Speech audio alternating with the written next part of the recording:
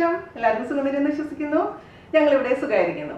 അപ്പോൾ Christmas vacation ഒക്കെ തുടങ്ങിയല്ലോ അല്ലേ? കുട്ടികളൊക്കെ വീട്ടിലുണ്ടാവും, അമ്മമാരൊക്കെ ബിസി ആയിരിക്കുന്നത് എനിക്കറിയാം. അതുപോലെ തന്നെ ചിലർ ഷോർട്ട് ട്രിപ്പ് ഒക്കെ പോകുന്നുണ്ടാവും. അപ്പോൾ എല്ലാവർക്കും ഒരു നല്ല വെക്കേഷൻ ഞാൻ ആശംസിക്കുന്നു. അപ്പോൾ നമ്മൾ ഇന്ന് ചെയ്യാൻ പോകുന്നത്, നിങ്ങൾ ഒരുപാട് പേരിൻ്റെ അടുത്ത് റിക്വസ്റ്റ് ചെയ്തിട്ടുള്ള റെസിപ്പിയാണ്. അതായത് നമ്മുടെ പപ്പടം മെഴുക്കുവരട്ടി. പപ്പടം മെഴുക്കുവരട്ടി ആയിട്ട് ചെയ്യാം, അതുപോലെ തന്നെ തോരനായിട്ട് ചെയ്യാം. നമ്മളെ വീഡിയോയിൽ ഡീറ്റെയിൽ ആയിട്ട് പറയുന്നുണ്ട്. അപ്പോൾ പപ്പടം മെഴുക്കുവരട്ടി എന്നൊക്കെ പറയുമ്പോൾ എന്താ ഞാൻ പറയാ, ഒരുപാട് ഓർമ്മകളുള്ള ഒരു റെസിപ്പിയാണ് എന്നെ സംബന്ധിച്ചിടത്തോളം. നിങ്ങൾക്കും കുറേ പേർക്ക് അങ്ങനെ തന്നെ ആയിരിക്കും അല്ലേ? കാരണം സ്കൂളിലേക്ക് പോകുമ്പോഴും അതുപോലെ തന്നെ കോളേജിലേക്കൊക്കെ പോകുമ്പോൾ നമ്മുടെ അമ്മമാര് പൊതിഞ്ഞിരുന്ന ചോറിന്റെ കൂടെ ഉള്ള ഒരു കറികളിലൊന്നായിരുന്നു പപ്പടം മെഴുക്കുവരട്ടി. അപ്പൊ ആ മെഴുക്കുവരട്ടി ഉണ്ടെങ്കിൽ പിന്നെ വേറെ ഒന്നും, സത്യം പറഞ്ഞു കഴിഞ്ഞാൽ വേറെ കറികളുടെ ആവശ്യമൊന്നുമില്ല. അത്രയും ടേസ്റ്റി ആയിരുന്നു. അപ്പൊ ഒരു എന്താ പറയാ, ഓർമ്മകളുടെ കൂടാരം തന്നെയാണ്. അപ്പൊ ഒരുപാട് പേർക്ക് റിലേറ്റ് ചെയ്യാൻ പറ്റുമെന്ന് ഞാൻ വിശ്വസിക്കുന്നത്. ഇപ്പൊ സദ്യകളിലൊക്കെ പപ്പടം മെഴുക്കുവരട്ടി വിളമ്പുന്നുണ്ടെന്ന് ഞാൻ കേട്ടു. ഞാനിപ്പോ സദ്യ കഴിച്ചിട്ട് കുറെ നാളായി കേട്ടോ. അതായത് നാട്ടിലെ സംഭവവികാസങ്ങളൊന്നും ഞാൻ അറിയുന്നില്ല. അപ്പൊ എന്തായാലും സംഭവം ഉണ്ടാക്കി നോക്കുക. വളരെ എളുപ്പമാണ്, അതേസമയം നല്ല ടേസ്റ്റിയാണ്. പിന്നെ ഇപ്പൊ എല്ലാവർക്കും ചിലപ്പോൾ പപ്പടം കിട്ടിയെന്ന് വരില്ല. അപ്പൊ പപ്പടം കിട്ടിയിട്ടില്ല എന്നുണ്ടെങ്കിൽ നിങ്ങൾക്ക് നമ്മുടെ തമിഴ് അപ്പളല്ലേ, അപ്പളം, അതുപോലെ തന്നെ പാപ്പഡ്, നോർത്ത് ഇന്ത്യയിലൊക്കെ കാണുന്ന പാപ്പഡ്, അത് വെച്ചിട്ടും നിങ്ങൾക്ക് സെയിം റെസിപ്പി തയ്യാറാക്കാം. പക്ഷെ നമ്മുടെ നാടൻ പപ്പടം വെച്ച് ചെയ്യുന്ന ടേസ്റ്റ് കിട്ടില്ല എങ്കിൽ പോലും കുഴപ്പമൊന്നുമില്ല, അഡ്ജസ്റ്റ് ചെയ്യാവുന്നതേ ഉള്ളൂ. അപ്പൊ എല്ലാവരും തയ്യാറാക്കുക. അതിനുശേഷം അഭിപ്രായം പറയാൻ മറക്കരുത്. അപ്പൊ ഒട്ടും വൈകാണ്ട് നമുക്ക് എങ്ങനെയാണ് പപ്പടം മെഴുക്കുവരട്ടി തയ്യാറാക്കാം എന്ന് നോക്കിയിട്ട് വരാം. ഓക്കെ, അപ്പോൾ നമുക്ക് പപ്പടം വെച്ചിട്ട് മെഴുക്കുവരട്ടി ഉണ്ടാക്കാൻ തുടങ്ങാം. നിങ്ങൾ ഒരുപാട് പേര് എൻ്റെ അടുത്ത് റിക്വസ്റ്റ് ചെയ്തിട്ടുള്ള സംഭവമായിരുന്നു. പപ്പടം വെച്ചിട്ട് തോരനാണെങ്കിലും മെഴുക്കുവരട്ടി ആണെങ്കിലും സെയിം പ്രൊസീജിയർ തന്നെയാണ്, ഞാൻ പറഞ്ഞുതരാം. അപ്പോൾ ഞാനിപ്പോൾ ഇന്ന് ചെയ്യുന്നത് മെഴുക്കുവരട്ടിയാണെന്ന് മാത്രം, തേങ്ങ ഇടുന്നില്ല കേട്ടോ. അപ്പോൾ ഞാനതിന് വേണ്ടിയിട്ട് ഇവിടെ ഒരു 8 പപ്പടം എടുത്തിട്ടുണ്ട്. ഇതിപ്പോൾ നാട്ടിൽ നിന്ന് കൊണ്ടുവന്ന പപ്പടമാണ്. അപ്പോൾ നമുക്ക് ഈ പപ്പടത്തിന് ആദ്യം തന്നെ ചെറിയ കഷ്ണങ്ങളാക്കി മുറിക്കണം. അതിനുശേഷം എണ്ണയിൽ വറുത്തെടുക്കണം. ചിലവരെന്താ ചെയ്യുന്നത് വെച്ചാൽ വലിയ പപ്പടം വറുത്തെടുത്തിട്ട് കൈ കൊണ്ട് പൊടിക്കുന്നതായിട്ടും കാണാറുണ്ട്. പക്ഷേ ഞാൻ പ്രിഫർ ചെയ്യുന്നത് കുഞ്ഞു കുഞ്ഞാക്കിയിട്ട് മുറിച്ചതിന് ശേഷം പപ്പടം വറുക്കാനാണ് കേട്ടോ. അപ്പം നിങ്ങൾക്ക് അതെന്താണ് സൗകര്യമായിട്ട് തോന്നുന്നത് അതുപോലെ ചെയ്തോളൂ. അപ്പോൾ ഞാൻ ഈ പപ്പടത്തിനെ വളരെ ചെറിയ കഷ്ണങ്ങളാക്കി അങ്ങ് മുറിച്ചെടുക്കട്ടെ. അപ്പോൾ ഒരു കത്രിക ഉപയോഗിക്കാം അതിന് വേണ്ടിയിട്ട്. അപ്പോൾ ഈസി ആയിട്ട് നമുക്ക് ചെറിയ കഷ്ണങ്ങളായിട്ട് മുറിച്ചെടുക്കാൻ പറ്റും. പപ്പടത്തിൻ്റെ സൈസൊക്കെ നിങ്ങൾ തീരുമാനിച്ചോ കേട്ടോ, എത്ര ചെറുതാക്കണം എന്നുള്ള കാര്യങ്ങളൊക്കെ. ഇതിപ്പോൾ നമ്മുടെ തൃശ്ശൂർ ജാൻ്റെ ഫ്ലാറ്റിൽ അമ്മയുടെ അടുത്ത് ജോലിക്ക് വരുന്ന ഒരു ചേച്ചിയിട്ട് പുള്ളിക്കാരിയുടെ വീട്ടിലുണ്ടാക്കിയ പപ്പടമാണ്. അപ്പം അധികം നല്ല ഒട്ടും തന്നെ കൊള്ളിപ്പൊടിയൊന്നും ഇല്ലാണ്ട് നല്ല സൂപ്പറായിട്ടുള്ള പപ്പടമാണിത്. അപ്പം അമ്മ വന്നപ്പോൾ ഒരു 3-4 കെട്ട് കൊണ്ടുവന്നിട്ടുണ്ടായിരുന്നു. അപ്പം ഞാൻ വിചാരിച്ചു നിങ്ങൾ റിക്വസ്റ്റ് ചെയ്തിട്ടുള്ള റെസിപ്പീസൊക്കെ, പപ്പടം വെച്ച് ചെയ്യാൻ പറ്റുന്ന റെസിപ്പീസൊക്കെ ഒന്ന് ചെയ്യാമെന്ന്. ഇതേപോലെ കുഞ്ഞ് സ്ക്വയറായിട്ട് ഞാൻ മുറിക്കുന്നുണ്ട്. പറ്റിയെങ്കിൽ ഞാൻ അടുത്ത വലിയ വെക്കേഷന് പോകുമ്പോൾ അവരുടെ വീട്ടിൽ പോയിട്ട് പപ്പടം ഉണ്ടാക്കുന്ന എങ്ങനെയൊക്കെ ഒന്ന് കാണിച്ചു തരാൻ ശ്രമിക്കാം. നടക്കുമെന്ന് അറിയില്ല. ഇതേപോലെ മൊത്തത്തിൽ പപ്പടം പപ്പടം അങ്ങനെ മുറിച്ചിട്ട് നമുക്ക് ബാക്കി പ്രൊസീജിയർ ചെയ്യാം കേട്ടോ. ഓക്കെ, അപ്പോൾ ഞാൻ എല്ലാ പപ്പടവും ഇതേപോലെ ചെറുത്ത് വെച്ചിട്ടുണ്ട്. ഇത് ഞാൻ കുറച്ച് കറിവേപ്പില ചെറുതാക്കി കട്ട് ചെയ്ത് വെച്ചേക്കുന്നതാണ് സൈഡിൽ. അപ്പോൾ നമുക്കിനി പപ്പടം വറക്കാൻ തുടങ്ങാം. അപ്പോൾ ഞാനിപ്പോൾ ഇതിലോട്ട് വെളിച്ചെണ്ണയാണ് ഒഴിക്കാൻ പോകുന്നത്, നാടൻ റെസിപ്പി ആയതുകൊണ്ട്. പക്ഷേ നിങ്ങൾക്ക് വേണമെന്നുണ്ടെങ്കിൽ സൺഫ്ലവർ ഓയിലോ അല്ലെങ്കിൽ നിങ്ങൾക്ക് ഇഷ്ടപ്പെട്ട ഏത് ഓയിൽ വേണമെങ്കിലും ഉപയോഗിക്കാം കേട്ടോ. അപ്പോൾ അതിലേക്ക് പപ്പടം വറക്കാൻ ആവശ്യമുള്ള അത്ര വെളിച്ചെണ്ണ ഒഴിച്ച് കൊടുക്കാം. പിന്നെ എനിക്ക് പപ്പടവട ഉണ്ടാക്കണം, അപ്പോൾ അതുകൊണ്ട് ഞാൻ കുറച്ച് കൂടുതൽ വെളിച്ചെണ്ണ ഒഴിക്കുന്നുണ്ട്. ഇത് ചൂടാവട്ടെ. ചൂടാവുന്നതെന്ന് വെച്ച് കഴിഞ്ഞാൽ ഇതിൻ്റെ ചൂട് പ്രത്യേകിച്ച് ശ്രദ്ധിക്കണം. നിങ്ങൾ എപ്പോഴും പപ്പടം വറക്കുമ്പോൾ ഞാൻ എല്ലാ വീഡിയോയിലും പറയുന്ന പോലെ തന്നെ ഇതിലും ഞാൻ പറയാൻ ആഗ്രഹിക്കുന്ന കാര്യം എന്താണെന്ന് വെച്ച് കഴിഞ്ഞാൽ ഒരുപാട് ചൂടാവാൻ പാടില്ല എണ്ണ. അതായത് എന്താ പറയുക, പൈപ്പിംഗ് ഹോട്ട് എന്ന് പറയില്ല, അതായത് ഇങ്ങനെ പുക വരുന്ന രീതിയിൽ ചൂടാവാൻ പാടില്ല. അതുപോലെ തന്നെ തീരെ ചൂട് കുറവും ആവാൻ പാടില്ല. ഒരു മീഡിയം ടെമ്പറേച്ചറിലായിരിക്കുന്ന സമയത്ത് വേണം നമ്മൾ പപ്പടം ഇട്ട് കൊടുക്കാൻ. എന്നാൽ മാത്രമേ പപ്പടം നന്നായിട്ട് പൊളിച്ചും വരുള്ളൂ. എണ്ണയൊന്നും അധികം ഇല്ലാത്ത രീതിയിൽ നമുക്ക് പപ്പടം വറുത്തെടുക്കാൻ പറ്റുള്ളൂ കേട്ടോ. അതൊന്ന് ശ്രദ്ധിക്കുക. അപ്പോൾ അതൊന്ന് മീഡിയം ചൂടാവട്ടെ. അപ്പോൾ നമ്മുടെ എണ്ണ ചൂടായിട്ടുണ്ട്. ഇതിലോട്ട് നമുക്ക് കുറച്ചായിട്ട് പപ്പടം ഇട്ട് കൊടുക്കാം. പിന്നെ നിങ്ങളുടെ അടുത്ത് വലിയ പരന്ന പാത്രമാണെന്നുണ്ടെങ്കിൽ അതിലെല്ലാം ഇട്ട് കൊടുക്കാവുന്നതേ ഉള്ളൂ. പക്ഷേ ഞാനിവിടെ ഇപ്പോൾ ഒരു ചെറിയ പാത്രമാണ് ഉപയോഗിക്കുന്നത് പപ്പടം വറക്കാൻ. അതുകൊണ്ട് കുറച്ച് പപ്പടം ഇട്ട് കൊടുത്തിട്ട് നമുക്ക് വറുത്തെടുക്കാം. കോരി മാറ്റി ഒരു ടിഷ്യൂ പേപ്പറോ അല്ലെങ്കിൽ ഒരു അരിപ്പയിലേക്ക് ഇട്ട് കൊടുക്കാം. ഞാനിപ്പോൾ അരിപ്പയിലേക്കാണ് ഇട്ട് കൊടുക്കുന്നത്.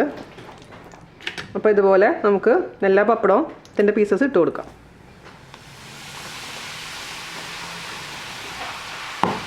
ഇത് തിരിച്ചും മറിച്ചിടൊന്നും വേണ്ട കേട്ടോ. ഇത് അങ്ങനെ വിത്തിൻ 30 സെക്കൻഡ്സ് റെഡിയാവും. മീഡിയം ഫ്ലെയിമിലാണ് ഞാൻ ഇട്ടിരിക്കുന്നത്. അപ്പോൾ ഇതുപോലെ നമുക്ക് മൊത്തത്തിൽ കൂടുതൽ വേണമെങ്കിൽ കൂടുതൽ എടുക്കാം കേട്ടോ. ഞാനിപ്പോൾ ഒരു കുറച്ച് എമൗണ്ടിൽ മാത്രം ചെയ്യുന്നതുകൊണ്ടാണ് 8 പപ്പടം എടുത്തിരിക്കുന്നത്. കൂടുതൽ വേണമെങ്കിൽ നിങ്ങൾക്ക് കൂടുതൽ പപ്പടം അതേപോലെ തന്നെ വറുത്ത് വയ്ക്കാം.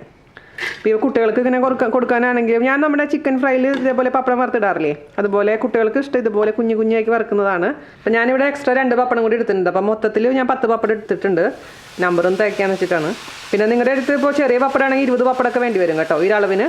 പിന്നെ ഞാൻ പറഞ്ഞ പോലെ അളവ് അങ്ങോട്ട് ഇച്ചിരി മാറിയാലൊന്നും കുഴപ്പമൊന്നുമില്ല. ഞാനിപ്പോൾ വലിയ പപ്പടം ആയതുകൊണ്ട് 10 എടുത്തിരിക്കുന്നത്. മീഡിയം ആണെങ്കിൽ ഒരു 15 എടുക്കുക, ചെറുതാണെങ്കിൽ 20 എടുക്കുക. ഓക്കെ, അപ്പോൾ ഞാൻ പപ്പടം കംപ്ലീറ്റ് വറുത്ത് വെച്ചിട്ടുണ്ടെങ്കിൽ നമുക്ക് ഇനി ഇതിനെ മെഴുക്കുവരട്ടി ആക്കാൻ തുടങ്ങാം. അതിന് വേണ്ടിയിട്ട് ഒരു കടായി വെച്ചിട്ടുണ്ട്. നിങ്ങളുടെ അടുത്ത് കടായി ഇല്ലാന്നുണ്ടെങ്കിൽ ചീനച്ചട്ടി ആയാലും മതി. അപ്പോൾ അത് വെക്കുക. അതിലേക്ക് നമുക്ക് കുറച്ച് വെളിച്ചെണ്ണ ഒഴിച്ച് കൊടുക്കാം. ഒന്നില്ലെങ്കിൽ പപ്പടം വറുത്ത വെളിച്ചെണ്ണ ഒഴിക്കാം, അതില്ലെങ്കിൽ പുതിയ വെളിച്ചെണ്ണ ഒഴിച്ച് കൊടുക്കാം. ഞാനിപ്പോൾ പുതിയ വെളിച്ചെണ്ണയാണ് ഒഴിക്കാൻ പോകുന്നത്. ഒരു 2 ടേബിൾ സ്പൂൺ വെളിച്ചെണ്ണ ഒഴിച്ച് കൊടുത്തിട്ടുണ്ട്. വെളിച്ചെണ്ണയുടെ അളവ് നിങ്ങൾക്ക് കൂട്ടുകയോ കുറയ്ക്കുകയോ ചെയ്യാം. അത് നിങ്ങളുടെ താല്പര്യം അനുസരിച്ച് മാറ്റം വരുത്തുക. ഇതൊന്ന് മീഡിയം ചൂടാവട്ടെ ഈ എണ്ണ. അതിന് ശേഷം മാത്രം അതിലോട്ട് ചെറിയുള്ളി ചേർത്ത് കൊടുക്കുക. അപ്പോൾ നമ്മുടെ വെളിച്ചെണ്ണ ചൂടായിട്ടുണ്ട്. അതിലോട്ട് അരിഞ്ഞു വെച്ചിരിക്കുന്ന ചെറിയുള്ളി ചേർത്ത് കൊടുക്കുക. ഞാനിപ്പോൾ ഒരു 15 ചെറിയുള്ളി എടുത്തിട്ടുണ്ട്. ഇത് കണ്ട് പേടിക്കണ്ട, ചെറിയുള്ളി ഉണ്ടെങ്കിൽ മാത്രമേ ടേസ്റ്റ് ഉണ്ടാവുള്ളൂ. അതേസമയം നിങ്ങളുടെ അടുത്ത് ഇപ്പോൾ ചെറിയുള്ളി ഇല്ല എന്നുണ്ടെങ്കിൽ മാത്രം സവാള എടുക്കുക. പക്ഷേ ഞാൻ ഒരിക്കലും അത് പ്രിഫർ ചെയ്യുന്നില്ല. സവാള എടുത്താൽ ഇത്രയും ടേസ്റ്റ് കിട്ടില്ല. പക്ഷേ ഇല്ലെങ്കിൽ മാത്രം എടുക്കുക കേട്ടോ. അങ്ങനെയാണെങ്കിൽ ഒരു സവാള വളരെ നൈസാക്കി നുറുക്കിയിട്ട് ഇട്ട് കൊടുക്കുക. അപ്പോൾ ഞാനിവിടെ 15 ചെറിയുള്ളി വളരെ നൈസാക്കി അരിഞ്ഞത് ഇട്ട് കൊടുക്കാൻ പോവാണ്. ഓക്കെ, നമുക്കിനി ഇതിലോട്ട് കുറച്ച് കറിവേപ്പില ചെറുതാക്കി കട്ട് ചെയ്ത് ഇട്ട് കൊടുക്കുക. അല്പം ഉപ്പ് ചേർത്ത് കൊടുക്കുക. കാരണം ചെറിയുള്ളിയിൽ നമുക്കൊരു അല്പം ഉപ്പ് വേണം. പപ്പടം ഓൾറെഡി ഉപ്പുള്ളതാണ്. പക്ഷേ ചെറിയുള്ളിയിൽ ആ ഒരു മിക്സിന് ഒരു കുറച്ചും കൂടി ഉപ്പ് വേണം എന്നുള്ളത് കൊണ്ട് മാത്രം അല്പം ഉപ്പ് ചേർത്ത് കൊടുക്കുക കേട്ടോ. ഒരുപാട് ഇടാൻ പാടില്ല, അത് പ്രത്യേകിച്ച് ശ്രദ്ധിക്കുക. പപ്പടമാണ്, അത് മിക്സ് ചെയ്ത് കൊടുക്കുക. എന്നിട്ട് നമ്മുടെ ഈ ചെറിയുള്ളി അത്യാവശ്യം ചെറിയൊരു ഗോൾഡൻ കളർ ആവുന്ന വരെ നമുക്ക് മീഡിയം ഫ്ലെയിമിലിട്ടതിന് ശേഷം ഇതങ്ങ് റോസ്റ്റ് ചെയ്തെടുക്കുക. നമുക്ക് തോരനായിട്ടും ചെയ്യാം. അങ്ങനെയാണെന്ന് വെച്ച് കഴിഞ്ഞാൽ ഇതിലേക്ക് കുറച്ച് തേങ്ങയും കൂടെ ചേർക്കണം. പക്ഷേ തേങ്ങ ചേർത്ത് തോരനാണെന്നുണ്ടെങ്കിൽ നമുക്ക് കുറേ ദിവസം ഇത് സൂക്ഷിച്ച് വെക്കാൻ പറ്റില്ല.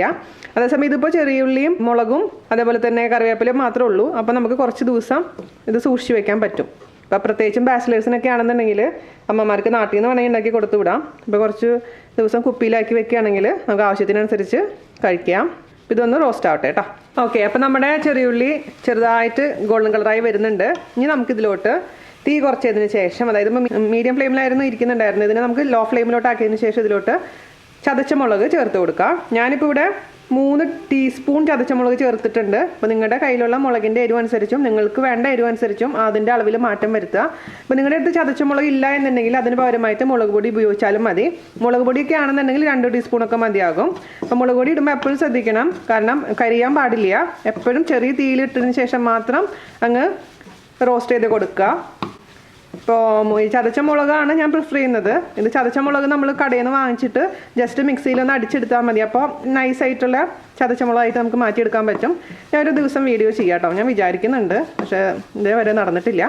അപ്പോൾ ഇതൊന്ന് നന്നായിട്ട് ഇതിൻ്റെ ഒരു പച്ചമണം മാറുന്ന വരെ ഒന്ന് വഴറ്റി കൊടുക്കുക കേട്ടോ. അപ്പോൾ നമ്മുടെ ചെറിയുള്ളിയും ചതച്ചമുളക് നന്നായി മൊരിഞ്ഞിട്ടുണ്ട്. നല്ലോണം മൊരിയാൻ പ്രത്യേകിച്ച് ശ്രദ്ധിക്കണം. മൊരിയാന്ന് വെച്ച് കഴിഞ്ഞാൽ നന്നായിട്ട് റോസ്റ്റ് ആവാൻ അർത്ഥം. അതല്ലെങ്കിൽ ഇങ്ങനെ നൈസായിട്ട് സോഫ്റ്റ് ആയിട്ട് ഇരിക്കാൻ പാടില്ല ഉള്ളി.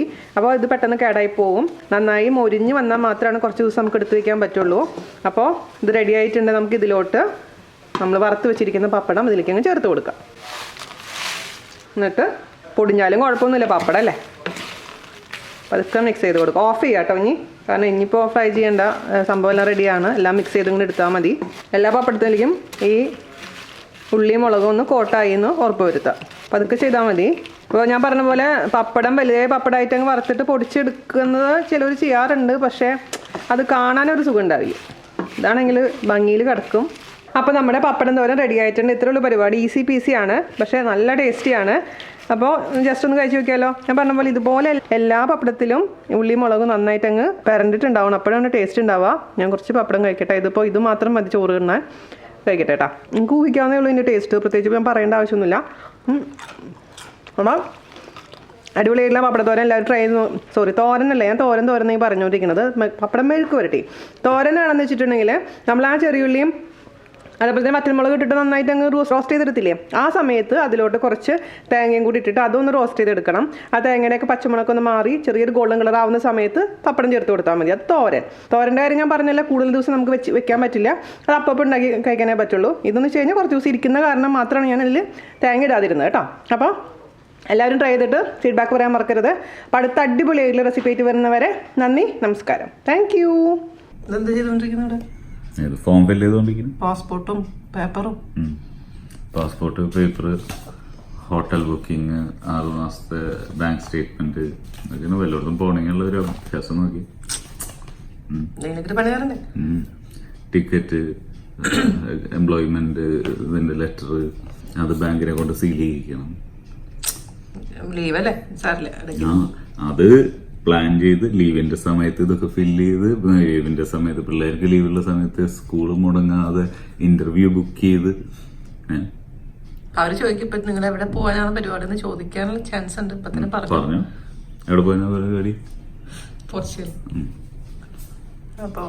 അപ്പൊ പോർച്ചുഗലിൽ ആരെങ്കിലും ഉണ്ടെങ്കിൽ വീണാസ് കറിവേൾഡുമായി ബന്ധപ്പെടുക.